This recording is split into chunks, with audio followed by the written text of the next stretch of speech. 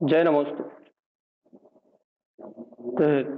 तत्तं च नन्द्यानन्दिमां चेन्निनन्दशः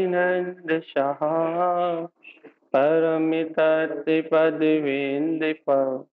नम्यो सिद्धशोभा गुरुवेशे गोपतिरुई गोपति ज्ञान सहका तारण तरण समर्थ मुनि गुरु संसार निवास धम्म ज्योत जिनवरे अर्थति अर्थ है जो भय विनाश भव जो मुना ममल ज्ञान परिणाम देखो गुरु को धर्म को साक्षी को बारंबार नमस्कार।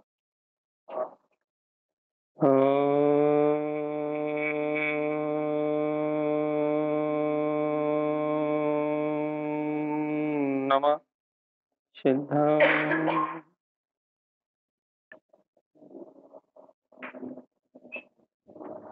तत्त्वं। मंगलाचरण नहीं करना हो गया। कमल से मंगलाचरण हो गया। नहीं हुआ। नहीं हुआ। तत्त्वं हो गया। चलिए परमाराध्य माचन वाणी।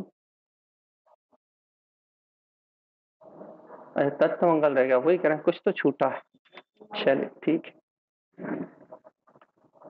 अपन श्री कमलवती श्री ग्रंथादिराज में चर्चा कर रहे हैं भैया। यहाँ आचार्य श्रीमद जयंतारण स्वामी ने जीवों को मुक्ति का मार्ग झलकाया है।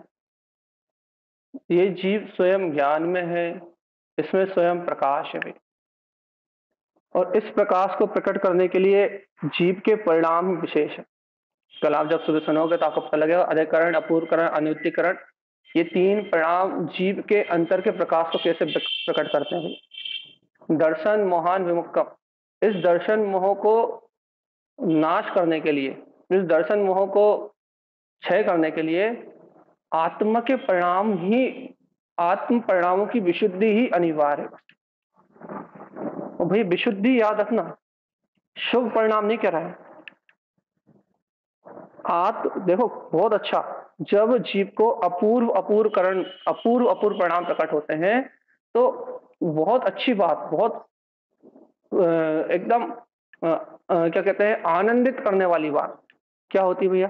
जैसे ही जीव को अपूर्व अपूर्व आत्मा के परिणाम प्रकट होते हैं तो अपने जितने भी शत्रु हैं, जीव का शत्रु क्यों है भैया, पाप प्रकृतियां, अशुभ कसाय, पाप प्रकृतियां, वो सारी अशुभ प्रकृतियां जो जीव को दिन रात पेर रही हैं, असाता वेदनी का उदय कर रही हैं, दिन रात जीव को कलेश भाव में रख रही हैं, अपूर्व करण परिणाम होते से ही वो सारी पाप प्रकृतियां सारी की सारी अपने पक्ष में आ जाती, अर्थात उनका गुण संक्रमण हो जाता है। पाप प्रकृतियां शुभ प्रकृतियों में साता वेदने का फल देने लगती है, सबका गुण संक्रमण हो जाता, पाप पुण्य रूप हो जाता पूरा।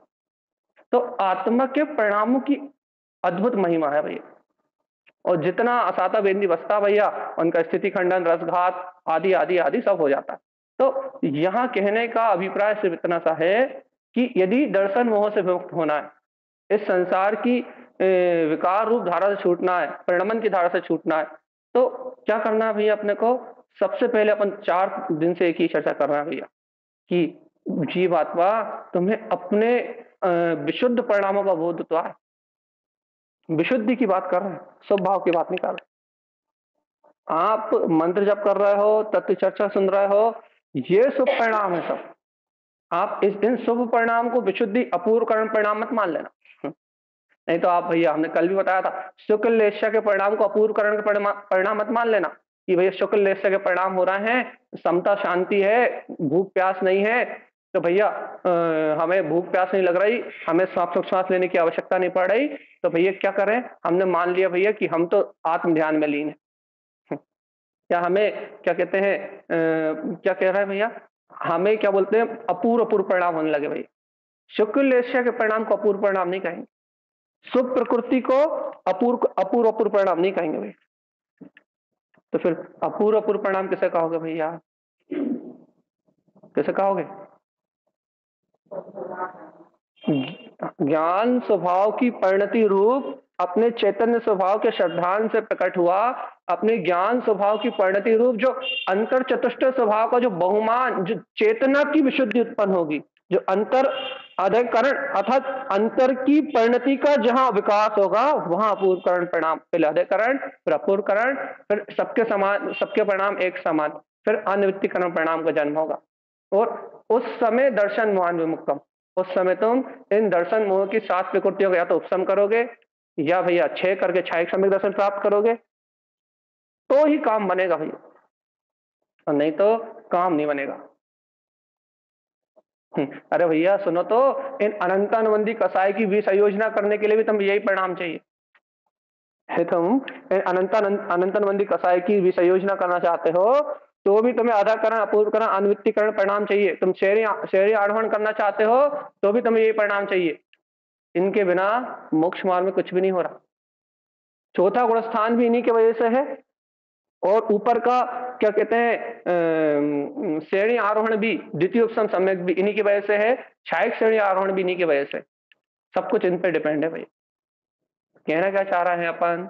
कहना ये चाह रहा है भगवान आत्मा कि अंतर से विशुद्धि बढ़े आपकी, बस अंतर से यदि आपकी विशुद्धि बढ़ेगी तो अपना काम बनेगा भाई। विशुद्धि विशुद्धि विशुद्धि, विशुद्धि का मतलब शुभ परिणाम नहीं होता। विशुद्धि का मतलब क्या होता है भैया? क्या होता है? ज्ञायक परिणति।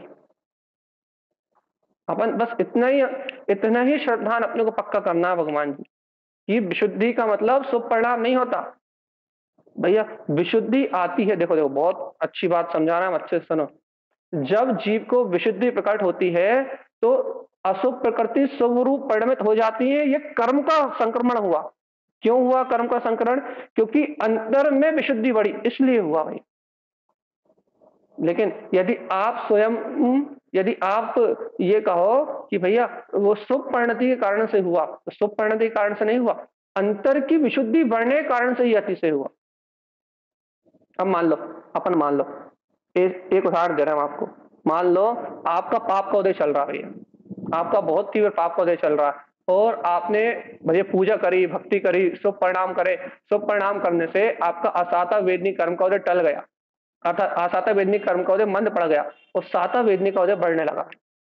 भक्ति करोगे, पूजा करोगे, जाप करोगे, पाठ करोगे, तो भी क्या होगा भैया? असाता वेदनी की प्रकृतियां घटेंगी और साता वेदनी की प्रकृतियां बढ़ेंगी। अब भी क्या हुआ है कि साता वेदनी का परिणामन बढ़ा है और असाता वेदनी का परिणामन घटा है। देखो, साता वेदनी का परिणाम क्या हुआ? बढ़ा। असाता वेदनी का परिणामन घटा। ये दोनों काम हुए। अब बताओ, ये जो दोनों काम हुए, ये जो अपूर्व कारण हुए थे, वे सब काम हुए क्या? बताओ, कोई दे दो इस बात का जवाब सही से, कोई दे सकता है तो। आपने मंत्र जप करा, स्वाध्याय करा, जप करा, तप करा, दिन भर सुक्रियाएं करी, महाव्रत करे, नियम करे, सब करे। अब उससे क्या हुआ कि आपके जीवन में जो पाप कर्म की प्रकृतियां थी उनका क्या हुआ भैया? अपकर्षण। और पुण्य कर्म की प्रकृतियों का क्या हुआ? उत्कर्षण। असाता कम हुई और साता बढ़ गई। अब ये बताओ, जो अपूर्व कारण में हुआ था वही हुआ क्या?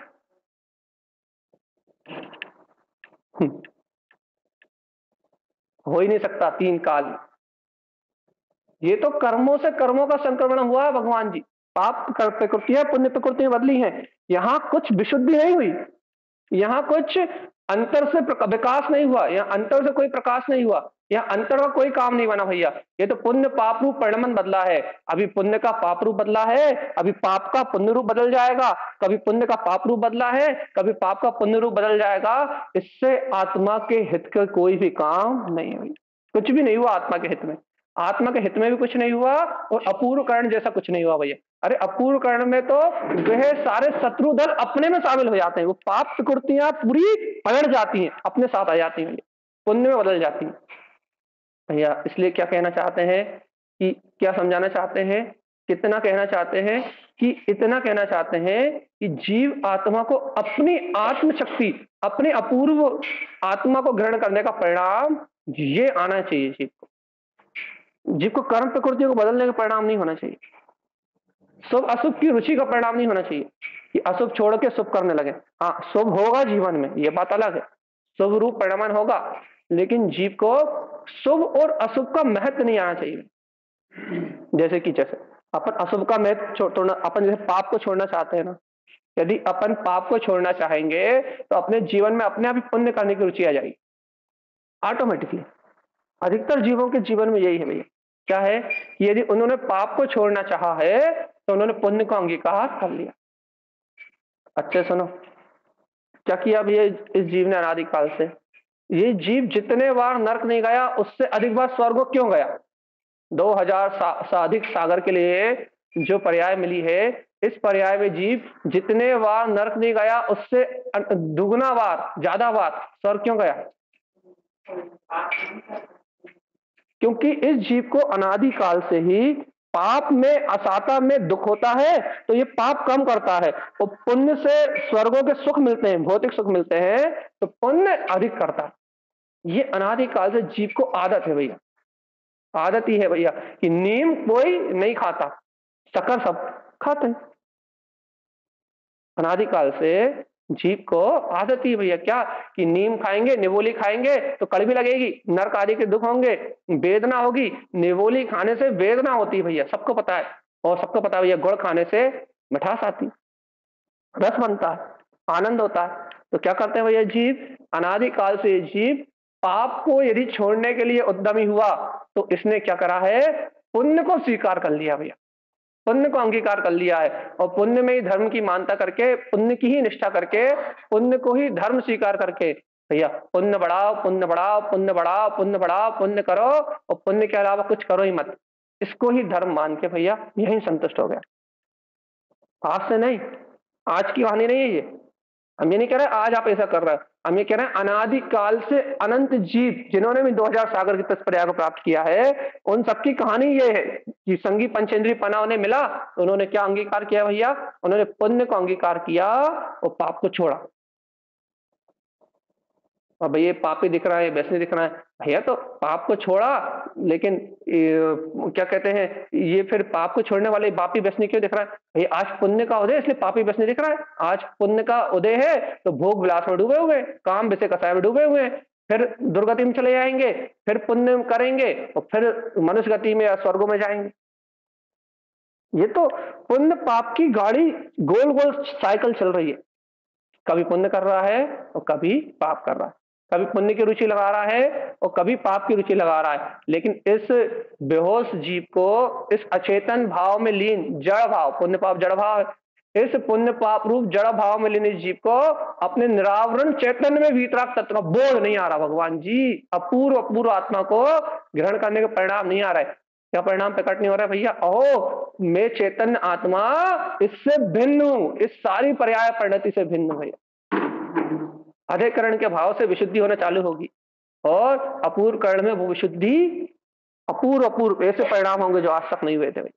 चैतन्य का बहुमान, अंतर की अनुभूति, अशुभ प्रकृतियां सब शुभ में परिणमित हो जाएंगी, तो वो चित्त एकदम प्रकाश में हो जाएगा भैया और अनिवृत्तिकरण में सारा कार्य सिद्ध हो जाएगा भैया। बस काम खत्म, अनिवृत्तिकरण परिणाम हुए, चंद सेकंड में उपसम सम्यक दर्शन, 1 सेकंड 2 सेकंड में उपसम सम्यक दर्शन को प्राप्त कर लेगा भैया जी। वो निराकार वीतराग सत्ता, वो वीतराग स्वभाव स्वानुभूति में आ जाएगा जिसे आज तक देखा नहीं था। तो दर्शन मोहन विमुक्तम, तो ये जीव दर्शन मोह से छूट जाएगा, अनादिकाल के लिए इस संसार की यात्रा से छूट जाएगा और अपने परम ब्रह्म में वीतराग तत्व को जान लेगा। यही है दर्शन मोह से छूटने का उपाय। चलिए बताओ, काहे में आनंद आ रहा है? पुण्य में या पाप में?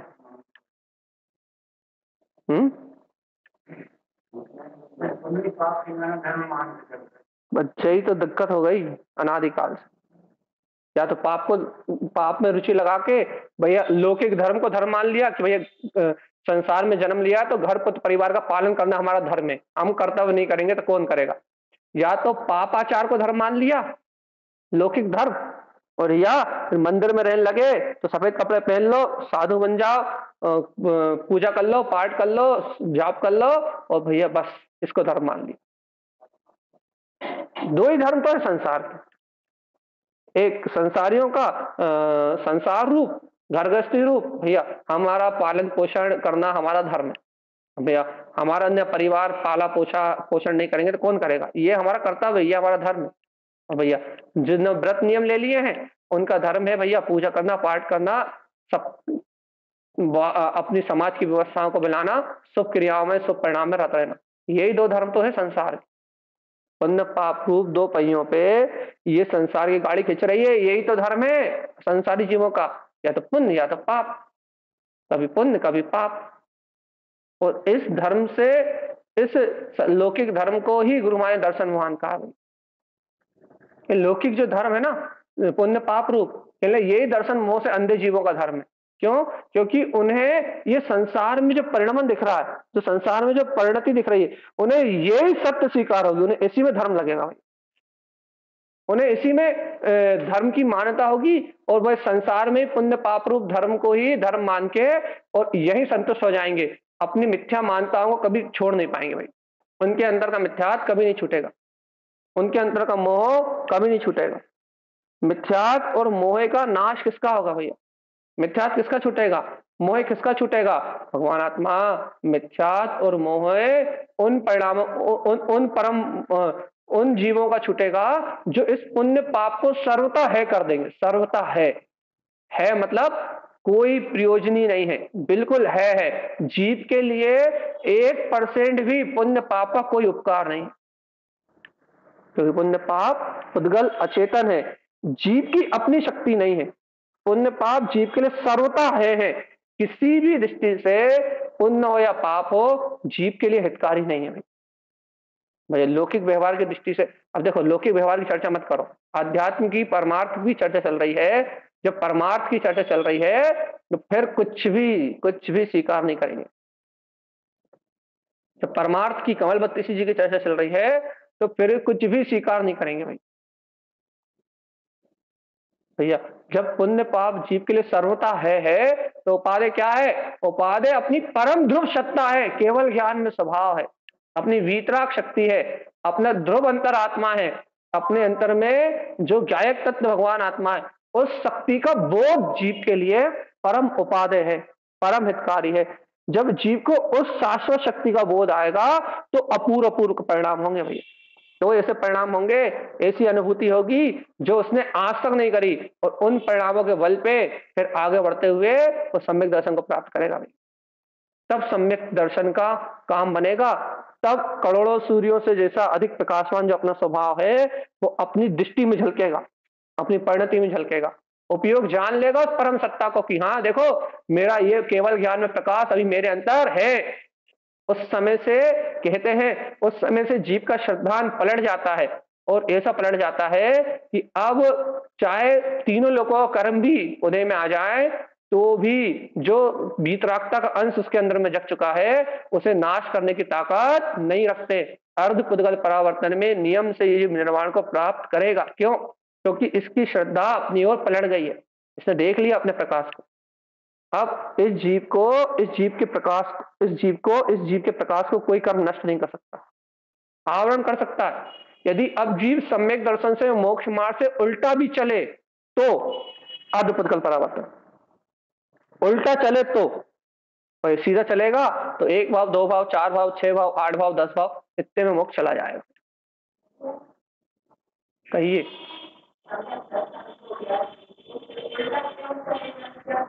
कर्म उदय, कर्म प्रकृतियां किसी को नहीं छोड़ती।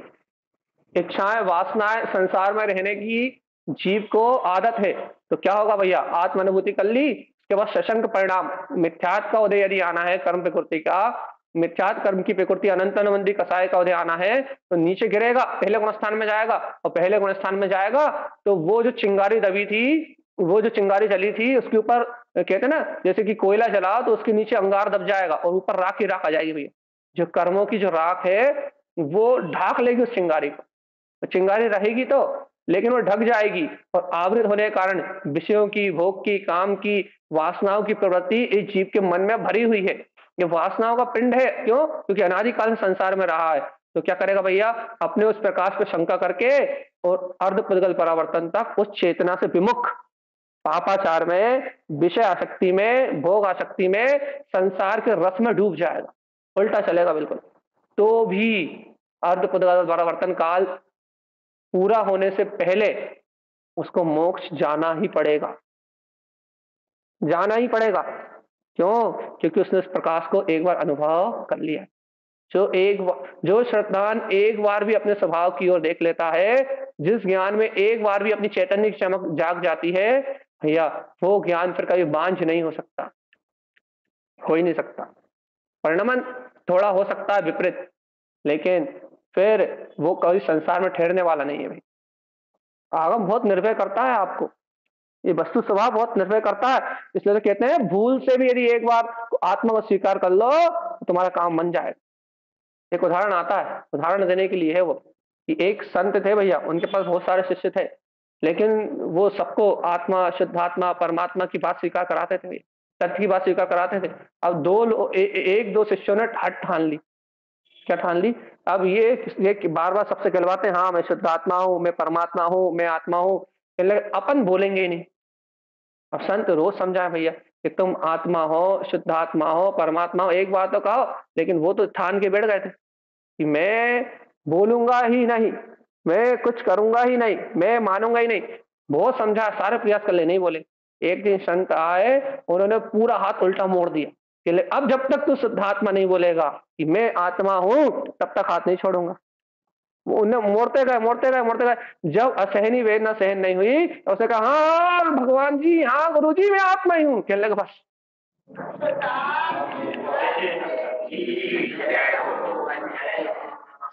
गुरु जी कहने लगा बस। गुरु जी ने हाथ छोड़ दिया। कहने क्या हुआ? तूने एक बार आत्मा हूं कह दिया, अब तेरा काम तो अपने आप बन ही जाएगा, अब तू रहने वाला नहीं।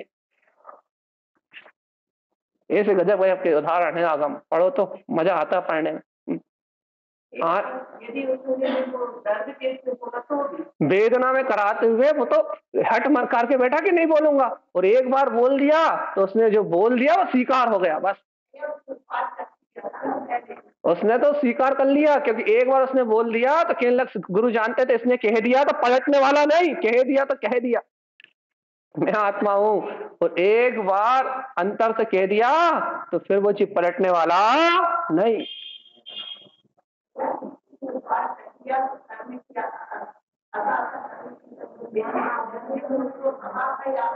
वो तो अलग चीज है। जिसने रस ले लिया उसकी तो बात अनोखी है, लेकिन यहां तो कह रहे हैं जिसने रस नहीं लिया, यदि वो भी एक बार भी यदि हृदय से उस परमात्मा शक्ति को पकड़ ले तो भी उसका काम बने बिना नहीं रहता। लेकिन हृदय से अंतर शक्ति से प्रकाश हो सत्ता का, अंतर से कोई उस परमात्मा सत्ता को अंगीकार करे तो तो तो तो इस आनंद की अनुभूति होती है भाई। भगवान जी चलिए बताओ, पढ़ते कितने से अच्छे से। अपूर्व अवसर एक दिन है सा आएगा। कौन सा अपूर्व अवसर है?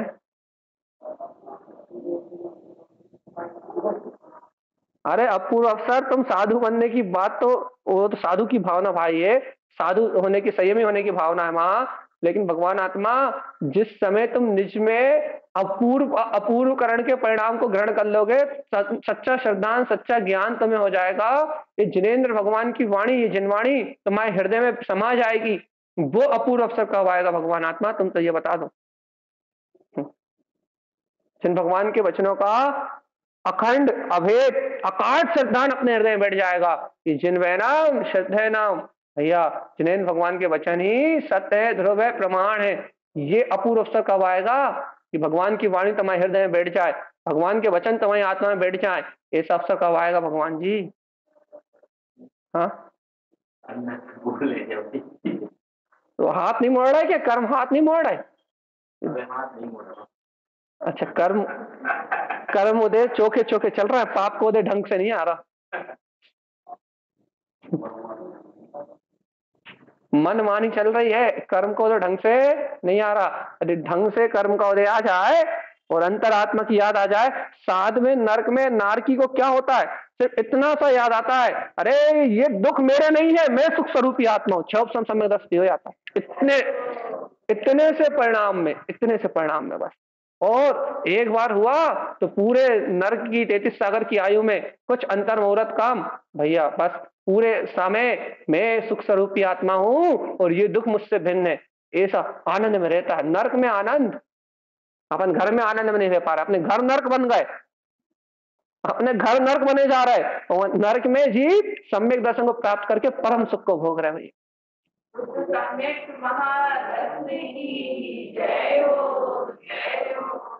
सोचो,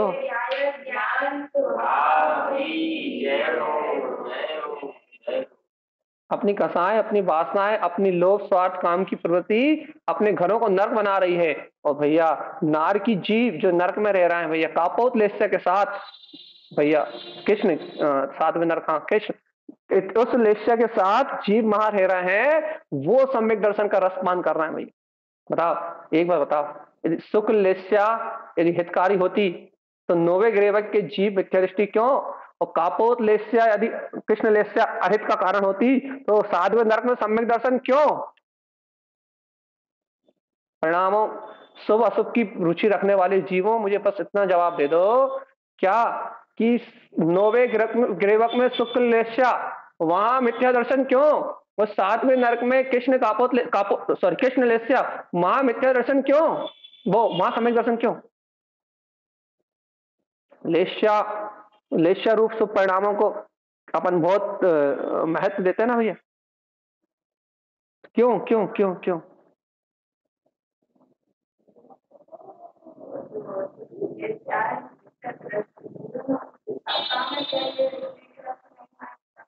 इतना ही तो नहीं आया बस,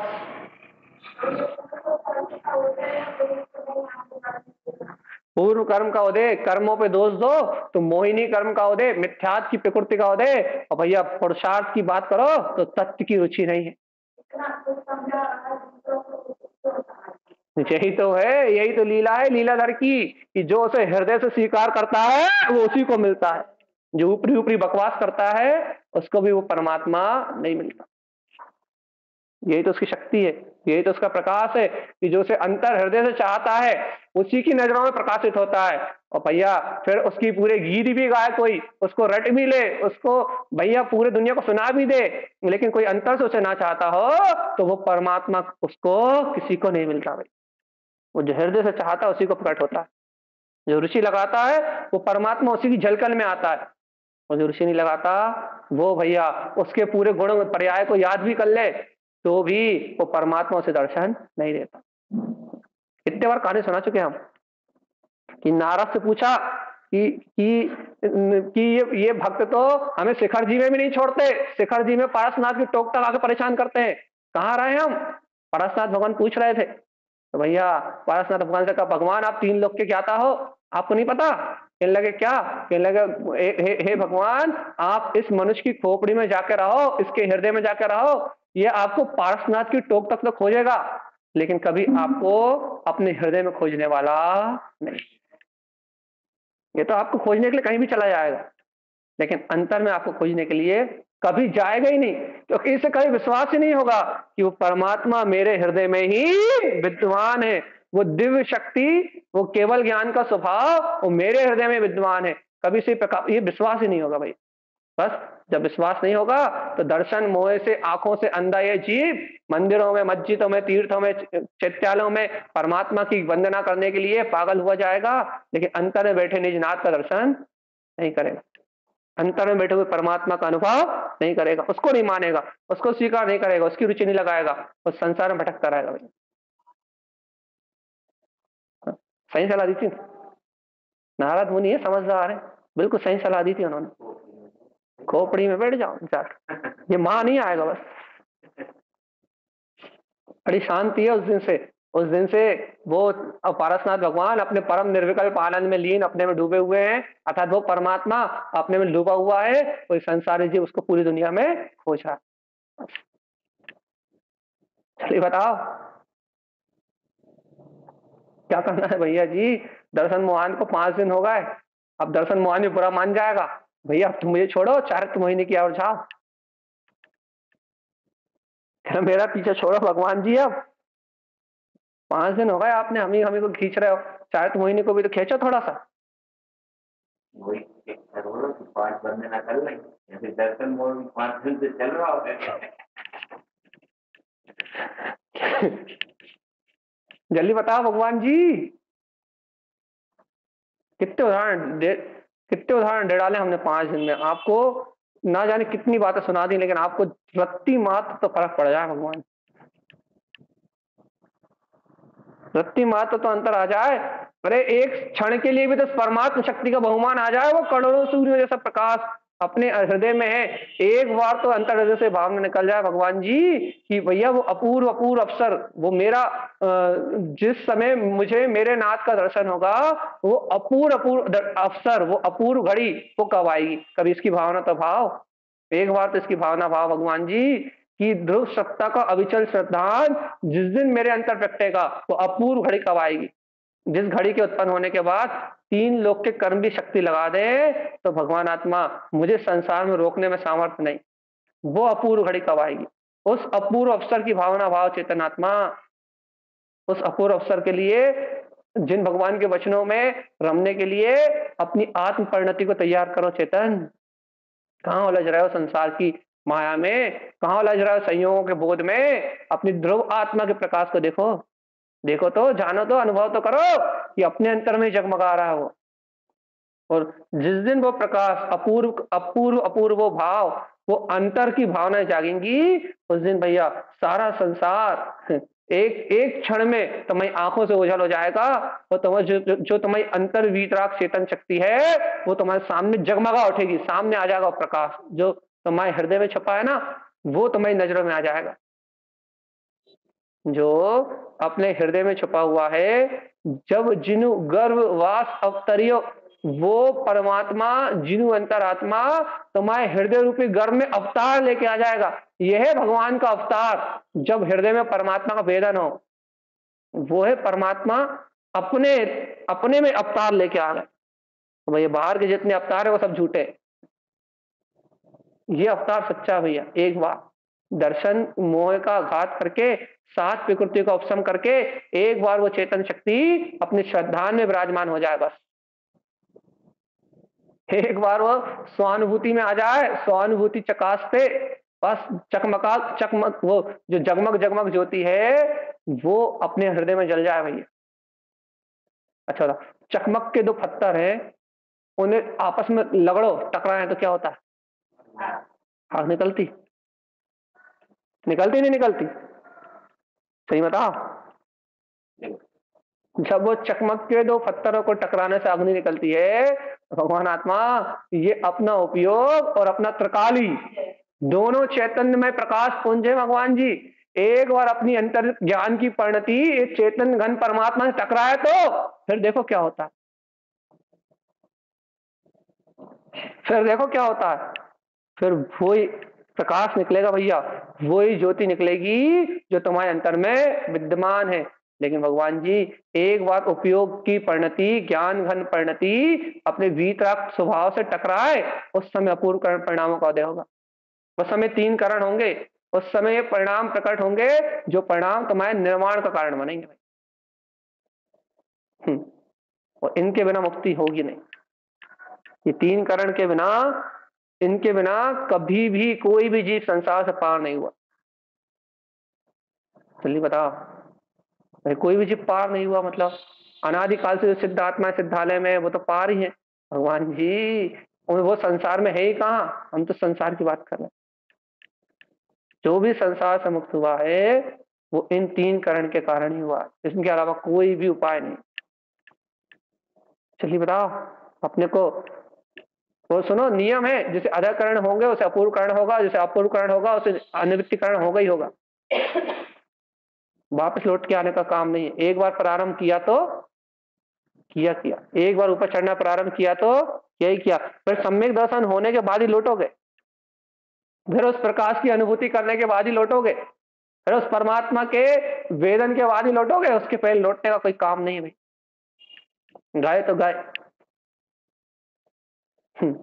अंतर समाये तो समाये। अंतर में एक बार तत्व की रुचि जागृत हुई और रुचि ने यदि अंतरोन्मुख अपने वीतराग स्वभाव को देखना प्रारंभ किया तो कहना फिर वो आधे रास्ते से वापस नहीं आने वाला, मुझे प्राप्त करके लौटेगा भाई, अपनी शक्ति को अनुभव करके लौटेगा, उसके पहले वापस नहीं आएगा। चलो भगवान जी चलो, गुरु महाराज की फूल इतने अच्छे से पढ़ लेते हो कि चली चलो ना हो, चलो तो चली चलऊ ना हो जिनवर स्वामी अपने उद्देश्य, चली चलऊ ना हो जिनवर स्वामी। अरे भगवान आत्मा चलो अंतर में, अपने उद्देश्य को प्राप्त करो। अपना उद्देश्य खाना पीना और संसार में मरना, अज्ञान में परिभ्रमण करना नहीं है। अपना उद्देश्य भैया अपने चैतन्य में वीतराग तत्व की अनुभूति को प्राप्त करना है, मुक्ति श्री का वर्ण करना है, केवल ज्ञान में अपनी ध्रुव शक्ति को प्रकट करना है। अपना उद्देश्य अपने वीतराग तत्व को प्रकटाना है, अपना उद्देश्य संसार में रोना गाना नहीं है। चलो जल्दी से, नहीं चलना, नहीं बढ़ना आगे। तो इसी को तो खैर छोड़ने के लिए गुरु महाराज कह रहे हैं दर्शन मोहन विमुख का।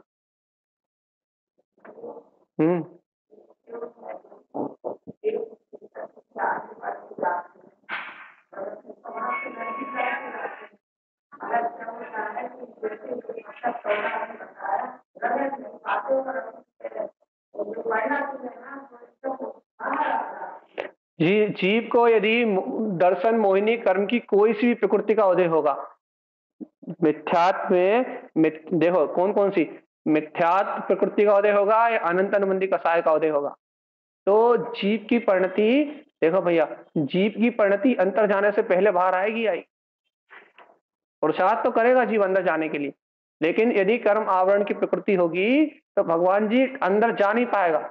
लेकिन देखो तो बात तो ये, इसी का नाम तो पुरुषार्थ है कि कर्म कितने ही बार पीछे ढकेलें। जब जीव समुद्र में या नदी में गोताखोर तैरते हैं तो लहरें हमेशा पीछे की ओर धक्का देती, और जो जीव उन पीछे की ओर धक्का देने वाली लहरों को काट के आगे निकल जाते हैं, उन वही गोताखोर कहलाते हैं, वही पुरुषार्थी कहलाते हैं। उन लहरों को काटना अपनी ज्ञान धारा के बल पे, उस अज्ञान धारा को काटना, उस मोहिनी कर्म की धारा को काटना, उस मिथ्यात्व की धारा को बलबलाने ना देना, उस आश्रद्धान की धारा को मंद करते रहना, बराबर बार बार मंद करते रहना भैया। उस आश्रद्धान की धारा को मंद करते हुए उस आश्रद्धान की भावधारा को काटना और तत्व का श्रद्धान जगाना कि नहीं, वस्तु स्वभाव को बार बार पिलाना कि नहीं मैं तो वो वीतराग तत्व ही हूं। यही तो पुरुषार्थ है। समुद्र की धारा विपरीत है, संसार एक समुद्र है, इसकी धारा विपरीत है और पंचम काल में जन्म लिया है तो इसकी धारा मिथ्यात्व में है भैया, मोह में है, और ये उल्टी है, ये संसार में डुबाने वाली है, सब जीवों को गहराई में डुबाने वाली, संसार सागर में डुबाने वाली भैया। लेकिन ज्ञानी वो है जो अपनी भुजा के बल पे, ज्ञान दर्शन भुजाएं हैं, इन ज्ञान दर्शन की भुजाओं के बल पे अपने तत्व के चिंतन और तत्व के श्रद्धान के बल पे जो इन कर्म प्रकृतियों की धारा को काटते हुए, गोताखोर वही जो इन कर्म धाराओं को, इन लहरों को काटते हुए निरंतर आगे बढ़ता जाए, जो थम जाएगा, जो रुक जाएगा, जो दर्शन ज्ञान की लहर, दर्शन ज्ञान का पुरुषार्थ करना छोड़ देगा, जो वस्तु स्वरूप का सहकार करना छोड़ देगा, वो इन लहरों के साथ संसार में डूब जाएगा भैया। और जो बराबर नित्य अपने ज्ञान दर्शन के पुरुषार्थ से अपने हाथ पांव चलाते हुए भैया आगे बढ़ता जाएगा, वो नियम से भैया कर्म धाराओं को काटता हुआ अपनी अंतर ज्ञान धारा को, उस चैतन्य निराकार तत्व की अनुभूति को प्राप्त करेगा ही, ना करे ऐसा तीन काल में संभव नहीं। और जो कर चुके हैं भैया वो पूछे भैया हम तो कर चुके हैं लेकिन अब चारित्र मोहिनी का वेग ज्यादा चल रहा है, या वापस मिथ्या की प्रकृति उदय में आ गई, या वापस कर्मों का उदय तीव्र आ गया भैया, भैया तो आपका भी यही पुरुषार्थ है। आप तो शक्ति को जान चुके हो, आप तो शक्ति को पहचान चुके हो, आपके पास तो दर्शन ज्ञान के साथ साथ उसके अनुभव का भी बल आ गया है, आपकी तो अंतर चेतना जाग चुकी है, आपको तो और ये देखो, जिसे अनुभव नहीं हुआ उसे तो फिर भी मेहनत करनी पड़ेगी, उसे तो फिर भी ज्यादा जोर लगाना पड़ेगा, उसके पास तो वजन ज्यादा है, वो तो नया नया है, वो तो अभी उतरा है। लेकिन भैया जो एक बार उस तत्व का अनुभव कर चुके हैं वो तो अनुभवी गोताखोर हैं, उन्हें तो कोई समस्या होनी नहीं चाहिए। जो रोज समुद्र में छलांग लगाता हो, रोज समुद्र को में तैरता हो, वो तो अनुभवी गोताखोर है, उसे तो कोई समस्या होनी नहीं चाहिए, उसे तो कोई शल्य शंका होनी नहीं चाहिए, उसे तो कोई भय होनी ही नहीं चाहिए। जो कच्चे खिलाड़ी हैं, नए नए हैं, उन्हें तो थोड़ा बहुत मेहनत करनी पड़ती है। जिन्हें अनुभवी, उनके लिए कुछ नहीं है, उनके लिए तो समुद्र को तैरना, नदी को तैरना उनके लिए खेल है भैया। ऐसे ही आत्मज्ञानी को, तत्व ज्ञानी को इन कर्म धाराओं, इन विपरीत कर्म धाराओं में भी आगे बढ़ना, तैर के निकलना मजाक है, खेल खेल है ये कर्म धाराओं का ज्ञानी के लिए। संसार एक तमाशा है, संसार एक खेल है, ये कर्म धारा एक खेल है, कर्मों का उतार चढ़ाव एक खेल है। किसके लिए?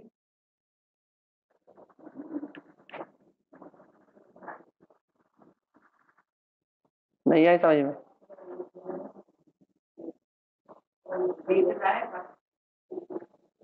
जिसने एक बार उस चैतन्य शक्ति को जान लिया है, उस ज्ञानी के लिए कर्मधारा खेल है।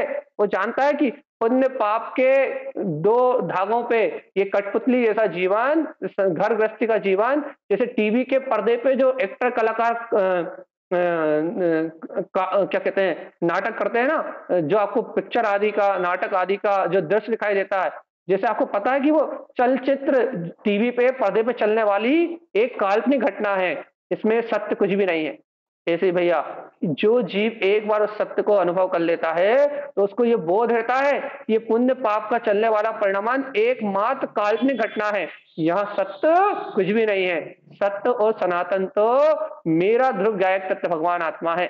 चलने वाले चलचित्र एक कलाकारी है, एक आर्ट है, जो बाहर का परिणाम चल रहा है भैया वो एक पर्याय की धारा है, वो कर्म की धारा है।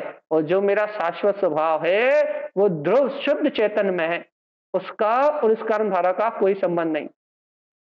इस दम पे ही तो भगवान आत्मा, इस विश्वास के दम पे ही तो वो अनंत कर्म धाराओं की, भारी से भारी कर्मों की जो सेना है ना, अनंत कर्मों की सेना को, भारी से भारी कर्म धारा को क्षण मात्र में जीत लेता है, क्षण मात्र में, इस विश्वास के बल पे ही तो। नहीं तो भैया सोचो, अनंत काल से कर्मों के नीचे दबा हुआ जीव, बताओ कौन सी ऐसी शक्ति है जिसके बल पे सब कर्मों को नाश कर देता है?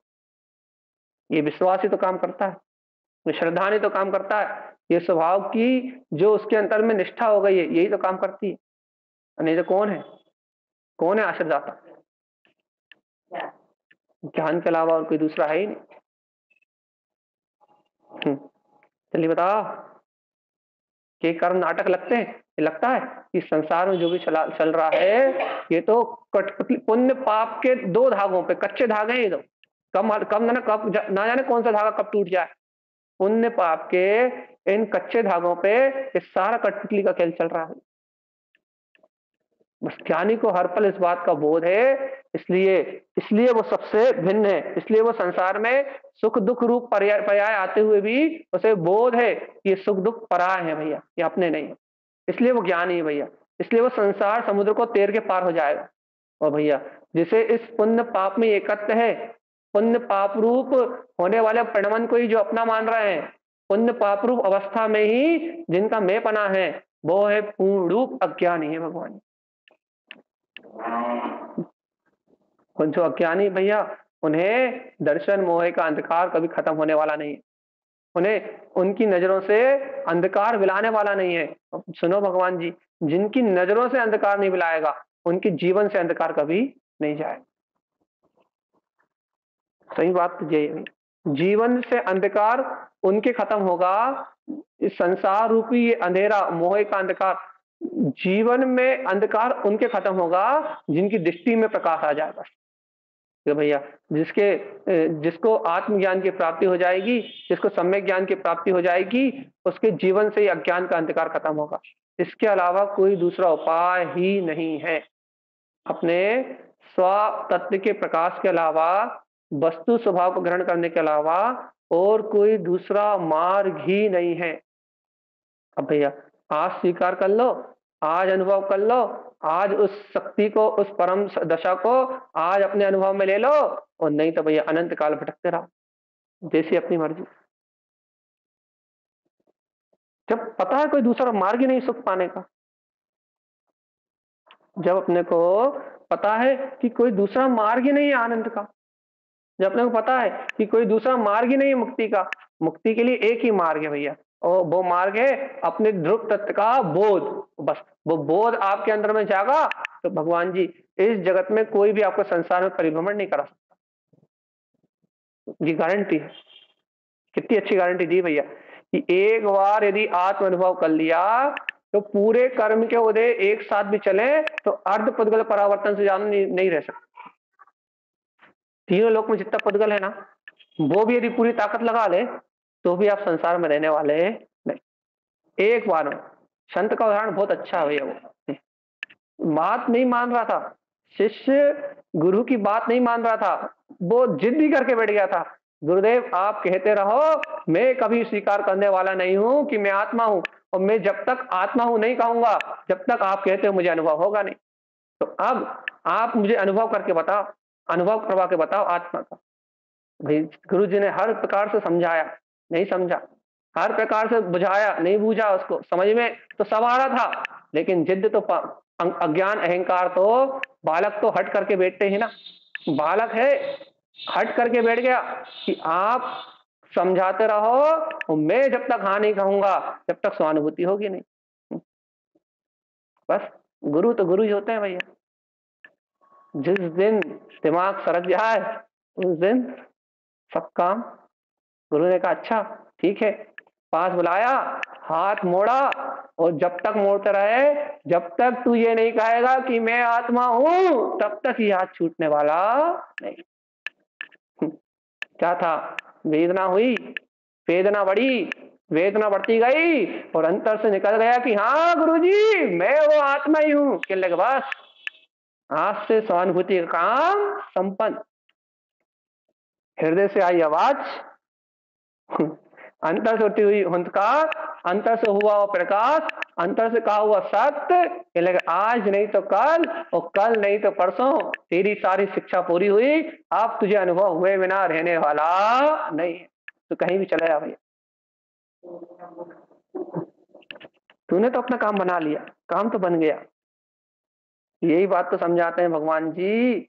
ये सारे उदाहरण, इतनी सारी चर्चाएं, ये सब कुछ सिर्फ इसलिए इसलिए इसलिए कि एक बार अपने हृदय से भी ऐसी पुकार आवाज निकल जाए कि हाँ वास्तव में वही वीतराग शक्ति, वो वीतराग सत्ता ही मैं हूं। भैया वो सत्ता यदि एक बार स्वीकार हो गई, वो तत्व यदि एक बार स्वीकार हो गया तो फिर संसार परिभ्रमण ठहरने वाला नहीं है। एक बार अंतर हृदय से स्वीकार हो जाए कि हाँ वो सत्ता ही मैं हूं, बस होता है, नहीं होता। दर्शन भगवान की चर्चा करते करते हुए 5 दिन हो गए, अब कल हमें हटना ही पड़ेगा इस विषय से, नहीं तो पूरा ही नहीं होगा ये कभी। चलिए बताओ, जल्दी, वो तो 5-7 मिनट बचा है, चलिए बता।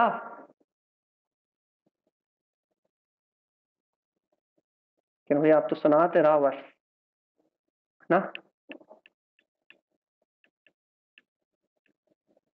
हमने विषय यहीं से उठाया था भैया कि जब तक जीव को पुण्य पाप रूप प्रकृतियों में धर्म की मान्यता है, कोई भैया कोई संसारी जीव पापाचार को धर्म मान रहा है, घर गृहस्थी के पालन को धर्म मान रहा है, कोई पुण्य आत्मा मंदिरों की पूजा में धर्म मान रहा है भैया, ये दोनों जीव दर्शन से अंधे हैं, आंखों से अंधे भैया। इन दोनों की आंखों में प्रकाश नहीं है, प्रकाश अर्थात अपनी शक्ति का बोध नहीं है, अपने अंतर का भान नहीं है इन दोनों की आंखों में भैया। ये दोनों ही संसारी हैं। क्यों भैया, क्यों है दोनों संसारी, क्यों है दोनों संसारी? हाँ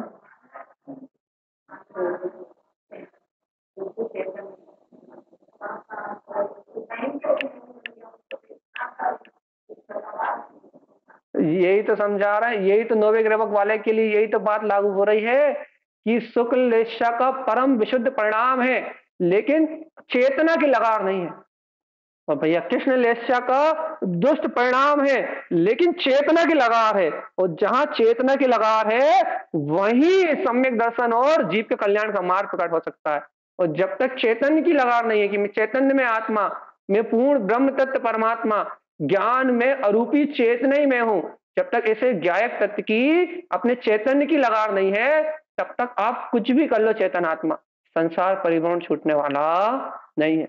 चैतन्य तत्व की लगार चाहिए, लगार।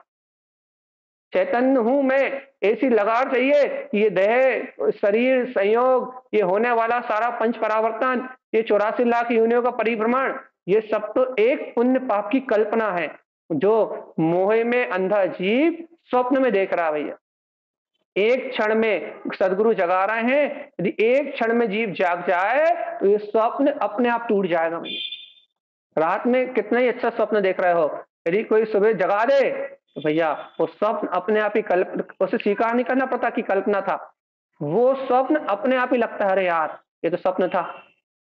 अपने आप ही मन में ये भाव आते हैं, ये रात भर जो अपन ने देखा ये तो कल्पना थी, भाई एक स्वप्न था।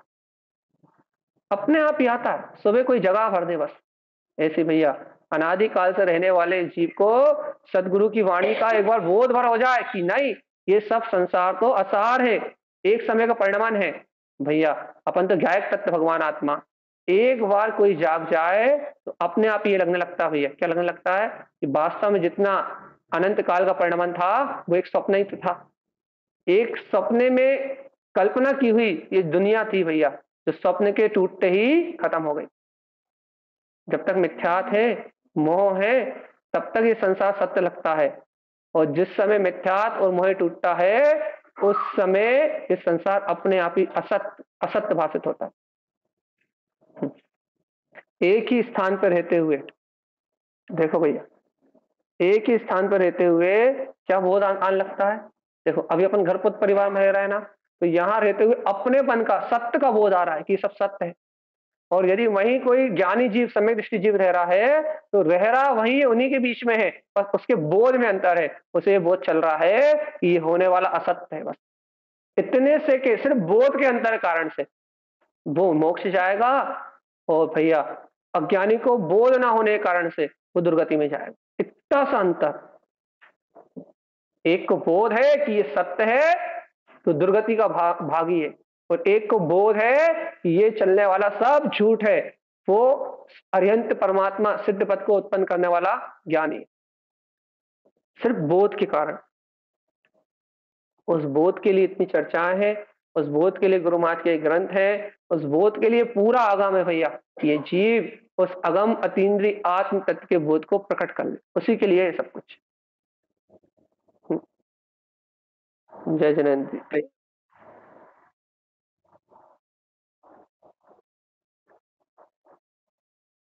हम्म।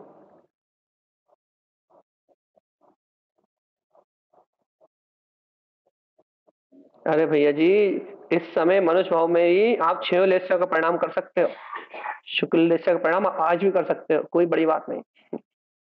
और देवों को नौवे ग्रहक में नियम से शुक्ल लेस्या होती है, 16वें स्वर्ग से 14वें स्वर्ग से 14वें 15वें और अनुत्तर विमानों में, नौवे ग्रहक में, सर्वाग सिद्धि में यहाँ नियम से शुक्ल लेस्या ही होती है। सर्वाग सिद्धि आदि में परम शुक्ल लेस्या होती है। तो ये तो लेस्याएं तो जीव की कसाय से अनुरंजित परिणति को परिणति है, ये समझ लो आप, शुभ कसाय की परिणति है, परिणाम की धारा है, कुछ नहीं है। आप आज आज वो परिणाम की धारा यदि शुभ रूप हो जाए, नियम व्रत रूप हो जाए, महाव्रतों का पालन करने रूप हो जाए, आज आपको शुक्ल लेस्या का परिणाम आ जाएंगे, कोई बड़ी बात थोड़ी ना। और भैया संसारी जीव को 6 लेस्याओं का परिणाम अनंत काल से चल रहा है और चलता रहेगा। मनुष्य गति में हम्म, हम शुभ भाव की विशुद्धि हुई है, शुभ भाव की विशुद्धि हुई है भगवान आत्मा, चैतन्य भाव की विशुद्धि थोड़ी ना हुई।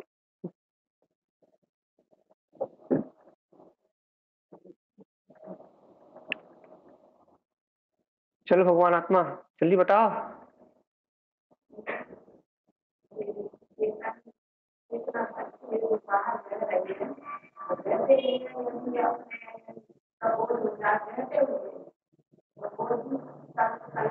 बहने वाली धारा कर्म धारा है और बहते हुए इसे अपना बोध आ गया। भगवान जी वो बह कहाँ रहा है,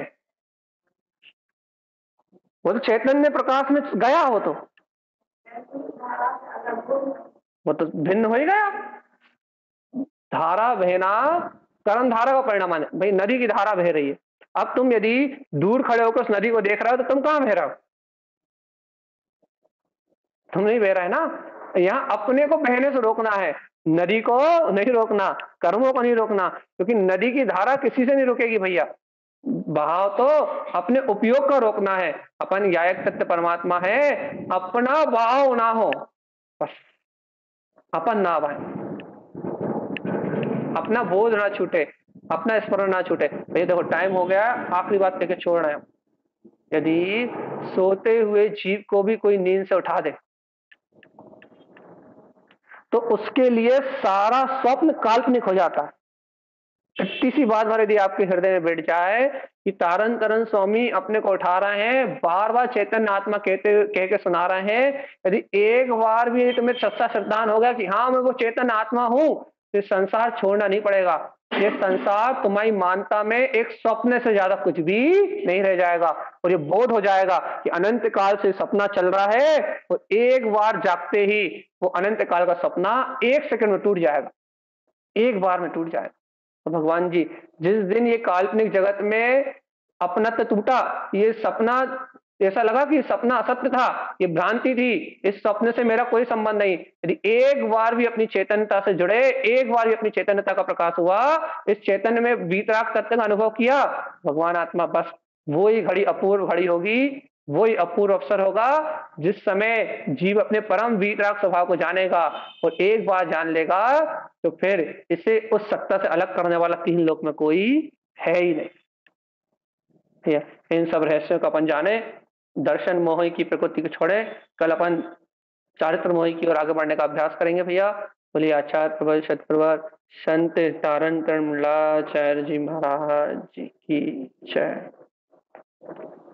जय नमस्तु तम चनंदे आनंदिमं चेय निनंद सहा परमितति पद विंदिपौ नमियो सिद्ध शुभा गुरु वेशे गोपति रुई गोपति ज्ञान सहका तारण तरण समर्थ मुनि भव संसार निवार धम्म जुतौ जिनवरे अर्थति अर्थ जो भय विनाश भव जो ममल ज्ञान परिलो देव को गुरु को धर्म को साक्षी को बारंबार नमस्कार। सावधान।